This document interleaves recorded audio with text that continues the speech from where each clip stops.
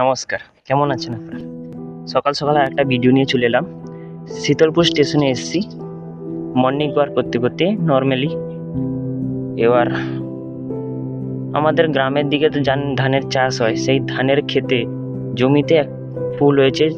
আপনারা যদি জেনে থাকেন সেই নামটা বলুন, একটু আপনাকে দেখাচ্ছি। এই ফুলটার নাম জানেন আপনারা? যদি জেনে না থাকেন আমি বলে দিচ্ছি, এই ফুলটার নাম হচ্ছে শাপলা। যারা মানে বাংলায় কথা বলে শাপলা, আর আমাদের গ্রামাঞ্চলের ভাষায় বলে কুইনারি ফুল। পদ্ম ফুলের মতন দেখতে। মানে এগুলোকে মাঠে চাষ করা হয় না, অটোমেটিক্যালি এরা জন্ম নিয়ে নেয়, গোটা মাঠ ছেয়ে যায়।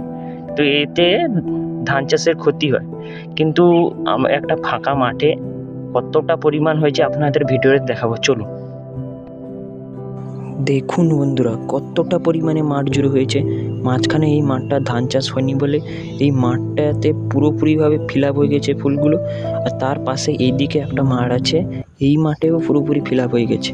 পাশে ধান কেটেছে, ধান ক্ষেতের মাঝে মাঝে একটা দুটো হয়েছে। আজকের ভিডিওটা এই পর্যন্ত, দেখা হচ্ছে নতুন একটা ভিডিওতে।